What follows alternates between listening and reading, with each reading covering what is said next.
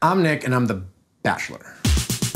This week, people got to sit down with season 21 Bachelor, Nick Viall, and of course, the woman of his dreams. I have two wonderful women that my heart loves very much. But now I'm ready to make this very difficult and heartbreaking decision. The woman who got the final rose. I do love you. I'm in love with you. The one, the only. Vanessa Grimaldi, will you marry me? Welcome to the People Magazine shoot. I'm Nick. I'm Vanessa. And we are engaged. Season 21 of The Bachelor starred 36-year-old Nick Viall. Nick is no stranger to all the Bachelor and Bachelorette fans out there. Just 3 years ago, he was an unknown tech salesman from Milwaukee, and this season of The Bachelor will be his 4th appearance in the franchise. I don't care how many times I have to try. I'm gonna give America a happy ending. Viewers, of course, remember first meeting Nick in 2014 on Andy Dorfman's season of The Bachelorette. Thank you so much. I'm happy to give it to you. I'm like ecstatic. Are right you? Oh my God, totally. Good. Nick made it all the way to the final 2, and he was ready to buy Andy a ring until she crushed his heart. I woke up excited and scared a lot this morning, but I woke up so confident. Just because of us. Then on the live show, Nick stunned everybody, including Andy, when he told the entire world that they had been intimate. I'm just not sure why you made love with me. I don't.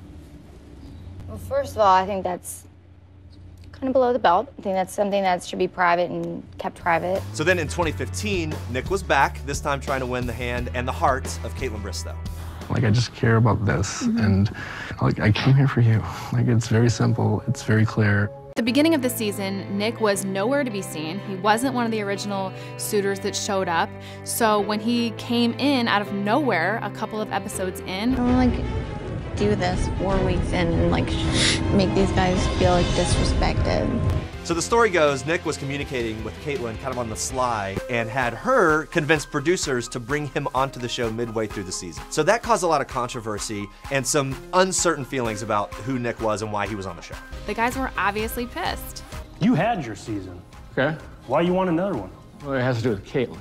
Anytime someone comes onto the show under special circumstances like Nick did, you're not gonna make many friends. He didn't gel that well with a lot of the guys, but he did get very close to finding true love. So once again, Nick makes it all the way to the end. He's at the final rose ceremony, and again, he gets his heart crushed. Kaitlyn, no, all right. So Nick continued his run with the franchise of Bachelor. He became part of Bachelor in Paradise in 2016. People think I'm the villain. I'm not. I'm coming to Paradise because I'm curious and hopeful about what it could bring. So Bachelor in Paradise is almost like the more scandalous, the more admittedly guilty pleasure version of The Bachelor. It's really less about finding some sort of romantic sense of love and more about kind of the sleaze and the drama that goes on between these players that we've all come to know and love. Yeah, everybody's getting naked. Well, that's the idea. This time, even though he had had his heart broken twice, it would be Nick that did some of the heartbreaking. I just feel like something's telling me to say goodbye. So the third time was unfortunately not the charm for poor Nick. After getting his heart broken over and over again, the tables were finally turned. Please give it up for your new Bachelor. Come on out. And he got his shot to be the Bachelor. As soon as I was asked to be the Bachelor, I had a lot of reluctance. Whatever the women think or whatever preconceived notions they have of me, I think my hope is that they come in with kind of a clean slate and an open mind. Every season of The Bachelor, Bachelorette, the couple knows who they are way before the public does, and they have to keep the whole thing secret. We had to find out from them how they managed to keep this big secret for so long. Keeping it a secret, I think at first was a little bit hard, especially going home to such a big family, to my coworkers, to my students. But everyone's been really respectful. No one has really asked any questions. So keeping it a secret hasn't been that difficult for me. I certainly told my parents, you know, and a very small group of very close friends. And, you know, other than that, it was fine kind of keeping a secret. So it wasn't too hard for me. When people sat down with Nick and Vanessa, obviously the first thing that we wanted to ask them was, when did you guys know each other was the one? I knew from our first one-on-one that there was something different there. Especially like after getting sick. So not sexy. He was there to take care of me, and he was very sweet about it. So I knew from that moment on that there was something there between us. That whole first one-on-one was pretty epic. That particular date, because of the way the date was set up, you know, us kind of doing that zero gravity, there was a lot of off-camera kind of instructional time that we had to do, but in a weird way that was some great moments, because those are very rare moments in Bachelor world.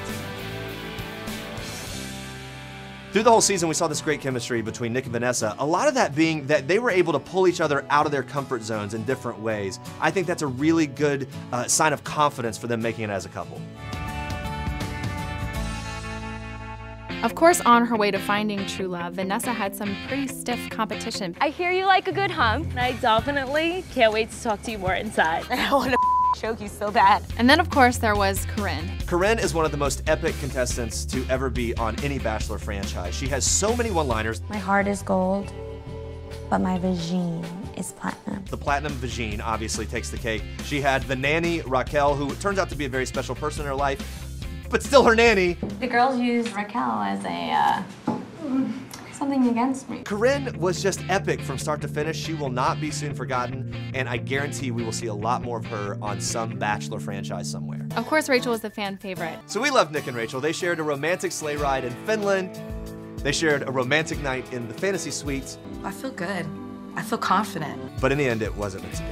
And just as Nick was saying goodbye to her, we found out that she's going to be the first African-American bachelorette on the next season of the show. Raven came really close to stealing Nick's heart. I mean, how could you not fall in love with Raven a little bit? She's so much fun. She's a fun-loving Southern girl, but for Nick, she just wasn't the one. I know my heart's somewhere else. As much as I cared about Raven, I felt like the answer became more and more clear that it was Vanessa. So you can only imagine how difficult it must be watching the man you want to marry not only dating other women, making out with other women, go to the fantasy suite with other women. So we had to ask Vanessa how she dealt with that. The factor I think that was kind of throwing me off was I was treating my relationship with Nick as if it was a real relationship in the real world. So I kind of had to step outside of the box and realize that, you know, it is normal for him to be dating other women in this world. It is normal for him to have feelings for other women in this world. So once I started to like internalize that and like process it, I was able to just concentrate on my relationship with him and realize, you know, what we have is special and not to lose that feeling and not to lose that hope.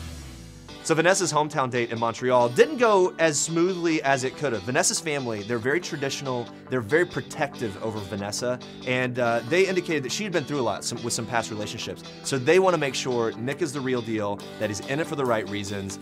They were not pushovers in the least. Vanessa is an amazing person every way. Her dad was not easy to please. He really put Nick through the ringer. When you're gonna have kids of your own. And made him prove to him why he should give his blessing if Nick should choose to propose to Vanessa. I would feel comfortable with the young man to make that commitment and honor his commitment to my daughter. One of the biggest issues between Nick and Vanessa as the season came to an end was where are they gonna live? She's from Montreal, she's very close to her family. He's originally from Wisconsin, but he's in LA, he's in Chicago. Lots of options as far as where they could live. We had to find out how they plan on resolving that.